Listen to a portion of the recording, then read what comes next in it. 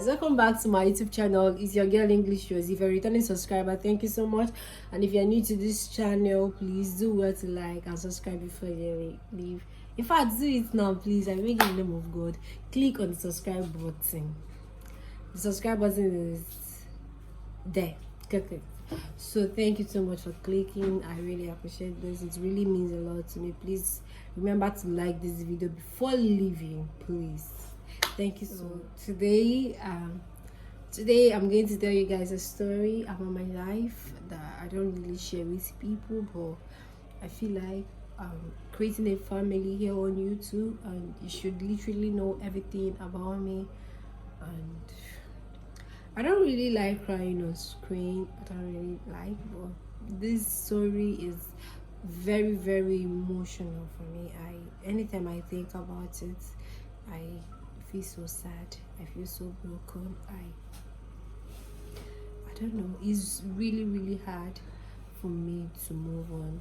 Please do well to ignore any background sound you hear. I live in Abia State. I live in Nigeria. So I don't know. Any background sound you hear, please do well to ignore. So guys, I want to tell the story of how I got pregnant at a very, very young age when I was 14. It was not really easy. It wasn't. It was not an easy journey at all. Whenever I remember my experience, how I felt and everything, sometimes I go emotional, sometimes I just laugh about it and move on. When people talk about it, it's very, very easy to let go of your past and move on. It's really, really easy whenever you say it with your mouth. But trust me, it's not easy whenever you want to put it to words. It's not easy whenever you want to really, really leave it. Because in yourself, you know that you want to leave whatever that is troubling you. But then again, you can't just leave it because the memories is still. There are things to remind you of it. So it's not really easy as people place it to be. Personally, I think it's not easy. It's more like telling people it's easy to make money. It's not. So it's not really easy to move on. It's not, but we can. I can. Anybody watching this, you can. You can really move on from your past and be who you want to be. But it takes a process. Me, I went into depression. I had a lot of problems. I was pregnant. I was starving. I was going through hell because it was not really my plan. I never had plans of ending up that way. But looking at the bright side, I still see reasons to be strong, not only for myself this time, but for me and my daughter. So it all started when I was in secondary school. I was in secondary school then. When I was 14 years, when I was in JS1, I was 11 years, JS2, I was 12 years, JS3, I was 13 years, then SS1, I was 14 years. So, the school I attended, I was the only one in that, I was the only one going to that school from my village with one other girl, but she was there before me, but we were in the same class, but I was not really in close talking terms with her. So it all happened that a particular organization was doing a scholarship in my village, and they brought a lot of people from my village to my school.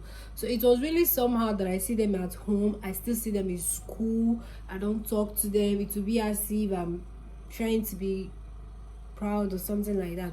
So I decided to talk to them and we became friends. Like some of them I became friends and really close friends with some of them, and it made me talk to everybody that I see in my village and in my school. I started talking to them and started being close to them. I even go to their houses to visit them sometimes, and they come to my house to visit me sometimes when we are not in school.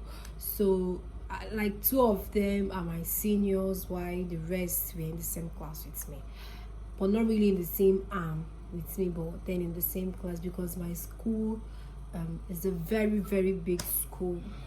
So we started school, and when we are not in school we discuss some certain things, and anytime we are discussing, they are all talking about their boyfriends and everything. But I didn't have a boyfriend to talk about. I was just there, and in my head this is normal, I must not be there. But the pressure, if they talk about peer pressure and people be like, I can't be influenced, it's true you can, but sometimes I don't know, but I think I was influenced. Let me just say it like that. I was influenced. So, and another factor that really pushed me to have a boyfriend at that very young age, even when I was sure I didn't want to have a boyfriend, was the fact that I was a little bit tomboy. I was a tomboy, but not really tomboy, and people were like saying that I was a lesbian. And I actually attended a girls only school, and the news of me being a lesbian was everywhere, and I'm the only daughter, and I didn't want to let my mom down. I just wanted her to know that I'm straight. I'm not homophobic, but I'm not a lesbian. So I tried. I had boys, they were boys then. I had boys asking me out, so I accepted one of them. I just wanted to prove a point. I didn't really accept that person because I loved him, but I don't hate him, but not really like love him the way I'm supposed to love someone I'm in a relationship with. So we started a relationship. Everything started. We were really cool friends. Even when I know he was cheating on me, I actually thought it was normal. That's the more reason why you need to like think about it. Think about you being in a relationship and what you want in a relationship before going into a relationship. Don't just go into a relationship because others are in a relationship and you think it's normal. If you're actually a child or underage watching this video, know what you want. Even if you're my age mate, just know what you want before going for it. Be sure of what you want to do before going for it. So I started dating the guy. The both of us started dating, and we progressed to other things that we are not supposed to. As children, we were children. We were very small. Someone that is 14 years is small. I don't know how you say it, but I think I was small. So after we dated and everything, I found out that I was, after some months actually, I found out that I was pregnant. I don't really know if I was pregnant then or no, but I know that I was not really feeling myself the way I was supposed to. I know that this was not my normal self. So I told my mom that I was sick. I was a little bit innocent in as much as I've started having a boyfriend, but I was kind of innocent. I didn't know that I was pregnant. So I told my mom, and my mom normally see me as a good girl and everything. So she got malaria drugs for me. But then again, I was not really feeling myself. I told her, Mom, I don't still feel my normal self. Then she looked closely. Then I think she understood everything. I know that I was pregnant, but she wanted to confirm. So there was a British trip. We conducted a pregnancy test. I got my urine. She said that she get my urine. I got my urine and she tested it and it came out positive. I didn't really understand the mess I was into at the time until my mom flared up. She was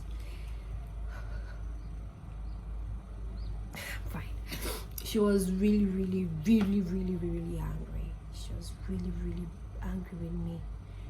She was disappointed. I was disappointed with myself. So my mom should be disappointed. But there is nothing I can do, right? The deed has already been done. So after everything, my mom was not happy with me. The relationship I had with her was no longer the same. It was from a close relationship to a very, very distant relationship. I know that every pain I went through, I really deserved it and everything, but I don't want to talk about the pains because I don't want to cry. Frankly, I don't. So my mom was not really happy with me. I was starving. She barely gives me food, and I started doing times 2 of my normal work I do at home. So it's not really funny because she was really disappointed and she was all I had. And my mom and father has a relationship. When my father says a thing, my mom agrees with it, and whenever my mom says a thing, my dad agrees with it. They just have this connection of they decide on what to say, and they say one thing and it stands. They don't have different decision on a particular thing. I don't know how they do it, but I think I like it. So my dad was in the same level with my mom, and I suffered throughout the pregnancy. And the boy that got me pregnant was broke. He had nothing. When I say he had nothing, his dad was not really in touch with him, and his mom is late. So he had nobody. He was just staying with a friend. I don't know why I did such a mistake, but I know.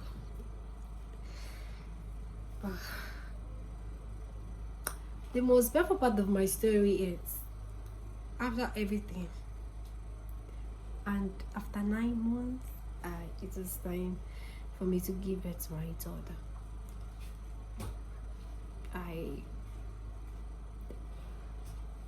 That experience was, I don't know how young mothers do it, but I couldn't push my baby. The doctor said I couldn't push my baby, and the fact that my mom was really angry with me, but she just has to stand by me because I'm the only daughter. So I delivered my child through CS.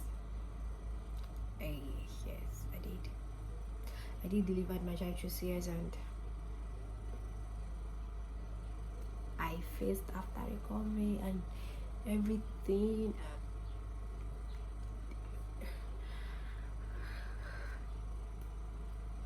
The worst of everything is after my CS, this car got infected.